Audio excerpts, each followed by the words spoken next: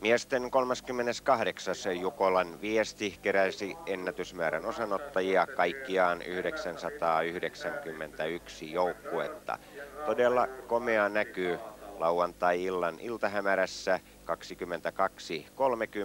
22.30 oli tuo kilpailijain massa, joka odotti oikeutta tarttua karttaan ja rynnätä ensimmäiselle osuudelle.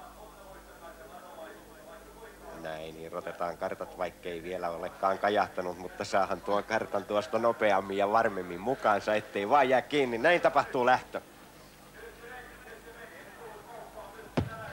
Ja näin kävi jälleen kerran, että miehet ryntäsivät metsään ennen kuin laukaus oli kajahtanut.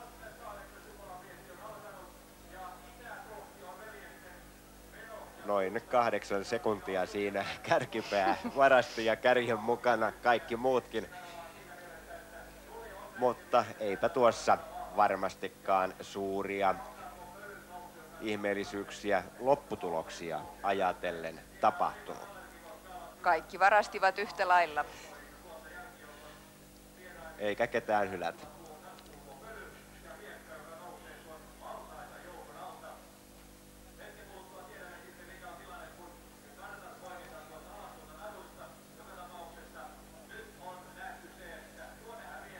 Melko tiivis kuja yleisöä saattelee ensimmäisen osuuden viestinviejät tuonne maastoon.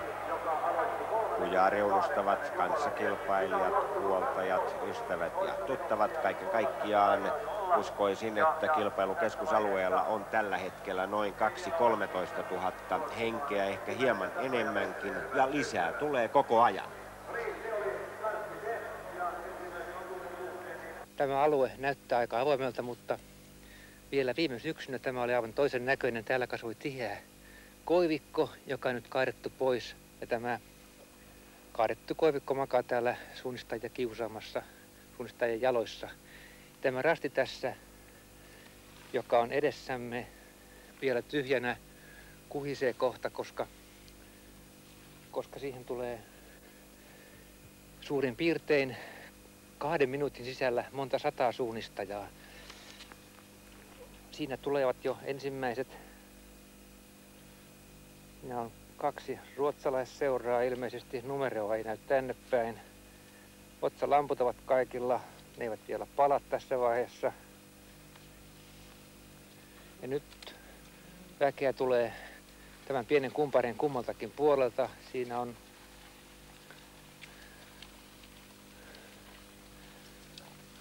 hyvin nopeasti 100 joukkuetta. Sieltä tulee myös Ikallisten Nousevan Voiman Matti Äijy, jota tuossa aikaisemmin tapasimme. Numerolla 8 leimaa juuri nyt. Eli hyvin on Ikallinen mukana. Ja myös Parasten joukkue on tässä säpinässä mukana. Siinä on Stura Tuuna, siinä on Liedon Parmaa, siinä on kaikki nimekkäät joukkueet. Hajonta ei tässä vaiheessa ole vielä tehnyt suuria aikaeroja.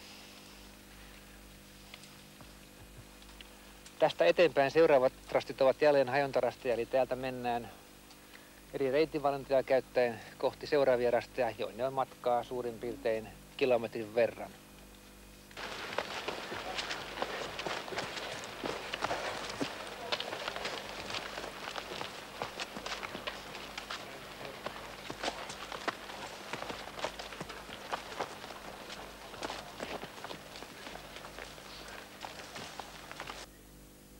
Ja Jukolan Viestin ensimmäinen vaihto on lähestymässä ja itse elän tässä erityisen jännittäviä hetkiä, koska sieltä on odotettavissa vaihtoon kärkijoukkueena oma joukkueeni Liedon Parma.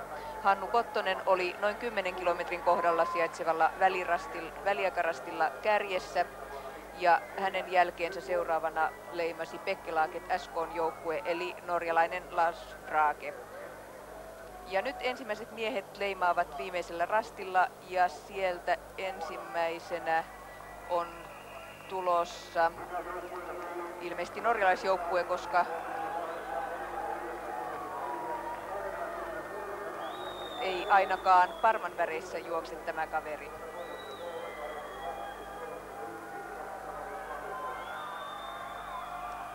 Odotamme hiukan pyydän, että hän tulee lähemmäksi maalialuetta, että saamme numeron näkyviin.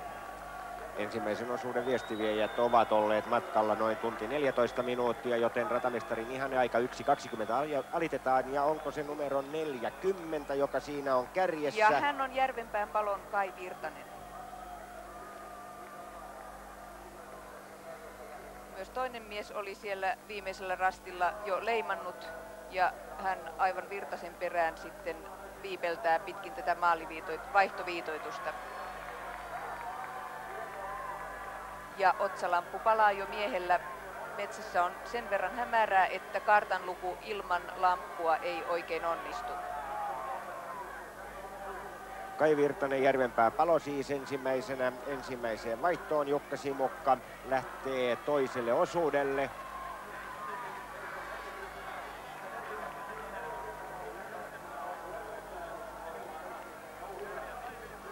Ilmeisesti Bekkelaget SK Norja, eli 67 on toisena.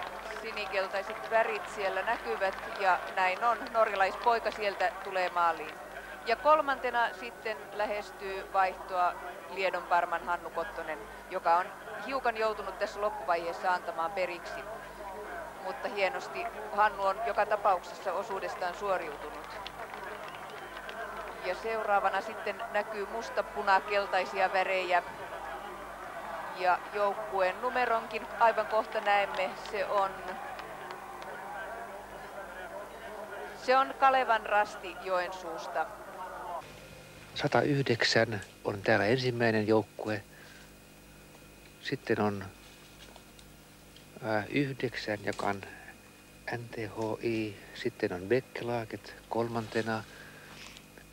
3 joukkuetta on siis käynyt tässä paikassa. Ja aivan tuolta meidän takaa lähenee jälleen yksi. Mutta hän saattaa olla kyllä edellisen osuuden juoksijoita. Kyllä, koska vauhtia ei ole niin paljon. Hän on edellisen juoksijoita. Tämä rasti on nimittäin ensimmäisen, toisen ja kolmannen osuuden yhteinen rasti.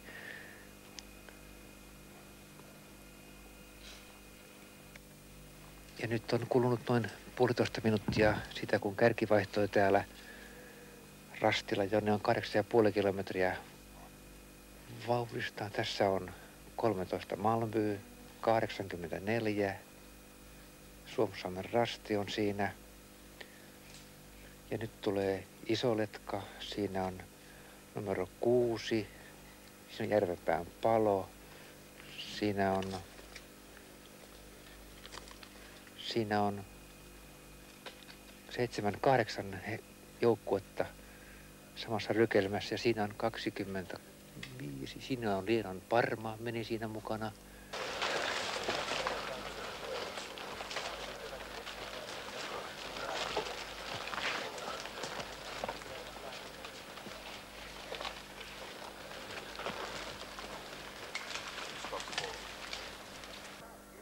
Toisessa vaihdossa haamunimi juossut Export Oil ruotsalaisseura oli kärjessä. Norjalaissuosikki NTHI oli toisena vain 7 sekuntia perässä.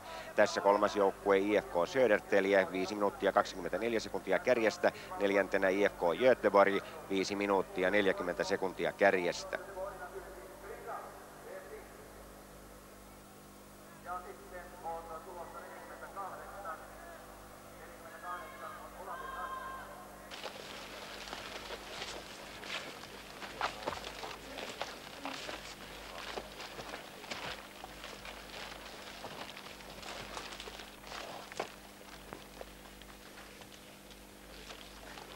Norjalaisjoukkue NTHI lähestyy vaihtoa ja siellä viestiä vie Atle Dengerud.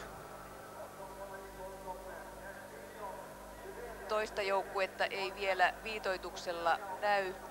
Norjalaisilla on siis erittäin selvä johtoasema. Väliaikarastillahan he olivat 4.25 edellä toista joukkuetta IFK Södertäljeä.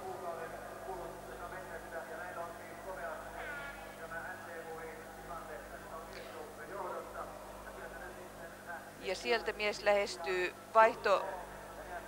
kuvittelin, että jossa Ole Christian Jonsen odottaa karttaa. Tämä vaihtohan tapahtuu sillä tavalla, että tuleva kilpailija luovuttaa seuraavan osuuden kartan seuratoverilleen.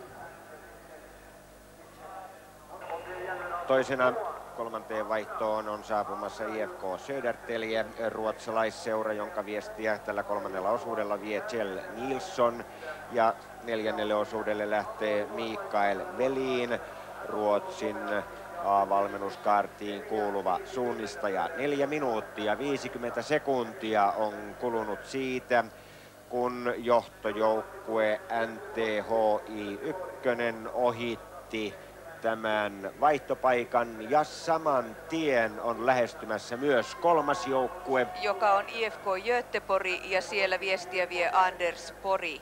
Seuraavalle osuudelle hän lähettää Roine Petterssonin. Ja IFK Göteborghan on Ruotsin viestijoukkueesta ihan sitä huippua.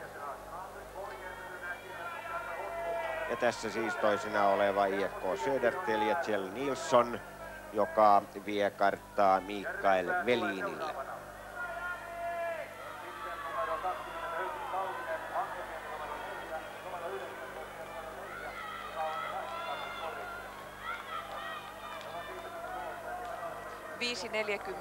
.45 on nyt kulunut ensimmäisen joukkueen vaihdosta ja hyvin on joukko hajonnut tuonne pimeään tai hämärään metsään, koska vasta 3 joukkuetta on tässä ajassa kerinnyt lähettää seuraavan viestinviejän metsään.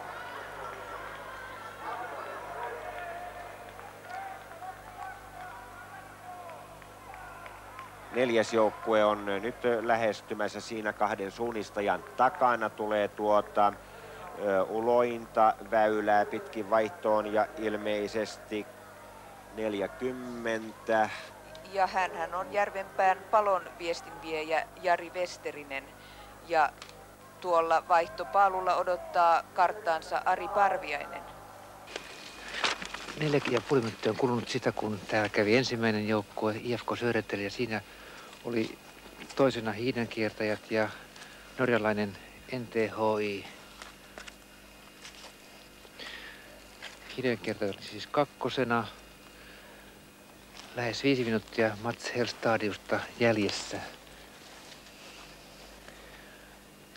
Tämä on sama rasti kuin oli 4. osuudella. Tämä on 5. osuuden rasti, ja tästä kulkee myös edellisen ja sitä edellisen osuuden kulkijoita. Ja nyt leimaa rastilla numero 9 NTHI, joka oli vielä edessä edellisellä osuudella, mutta on jäänyt tässä 5. osuudella. Vauhti on ollut kovaa. Ja siinä leimaa Kouvolan rasti numero 16. Kalevan rasti on myös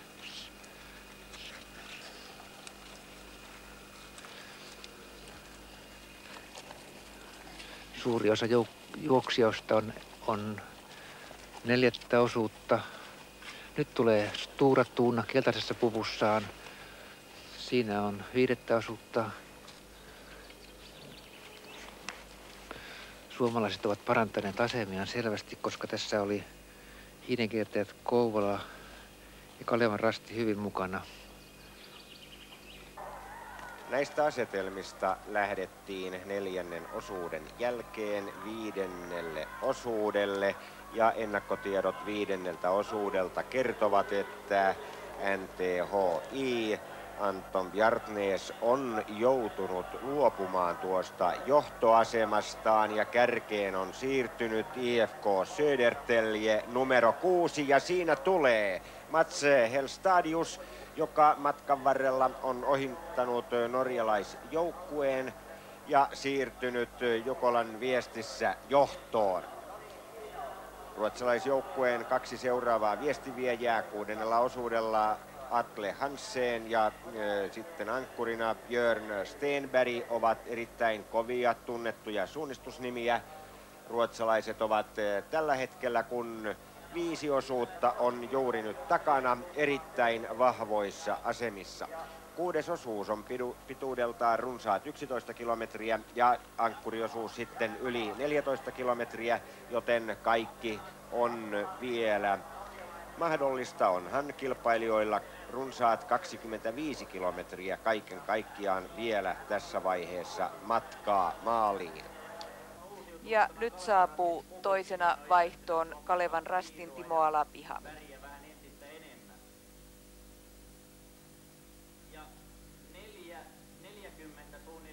Timo Alapihalla eroa kärkeen runsaat 4,5 minuuttia. Hän on alittanut jo selostamomme ja on kiertymässä tuonne kartanjakopaikalle.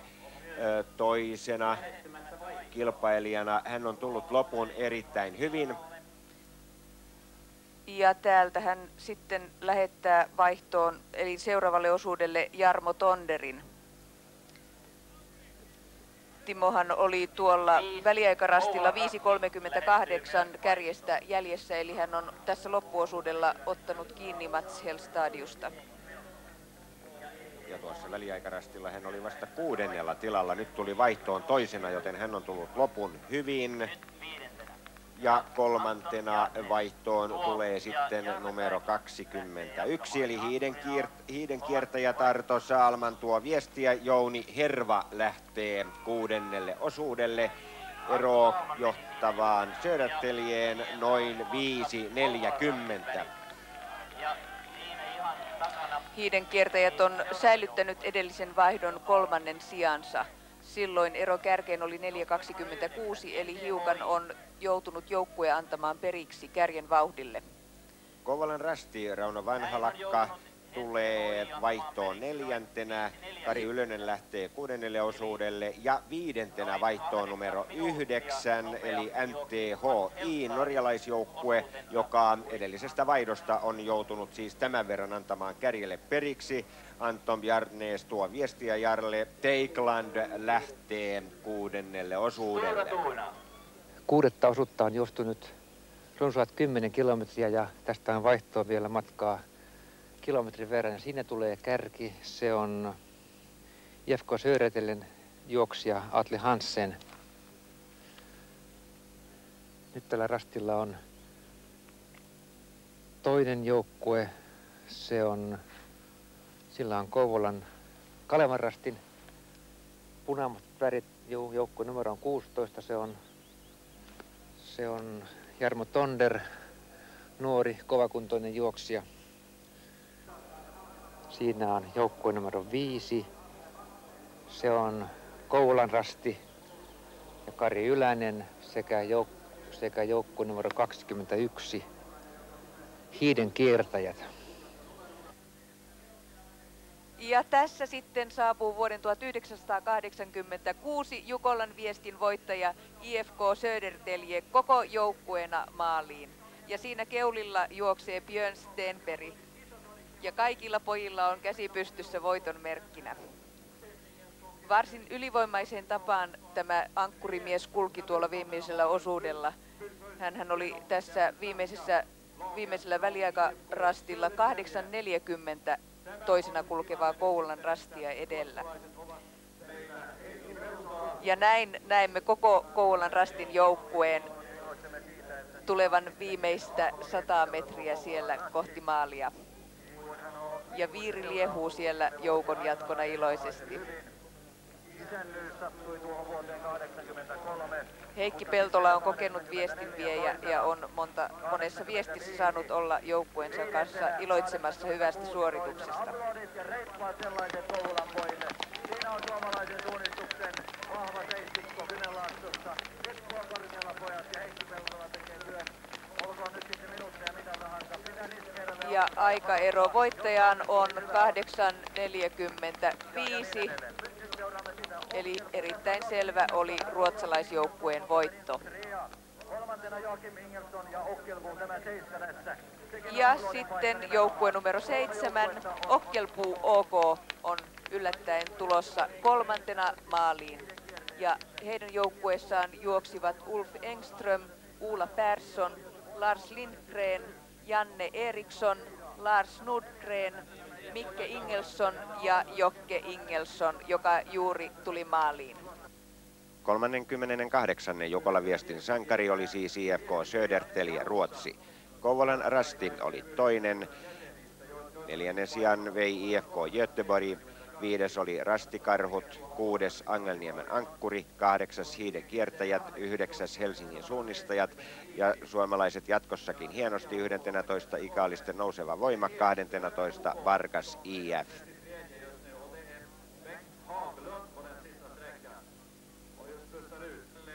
Jukolan kylä on jälleen hiljennyt herätäkseen vuoden kuluttua eloon ja toimintaan Lahdessa.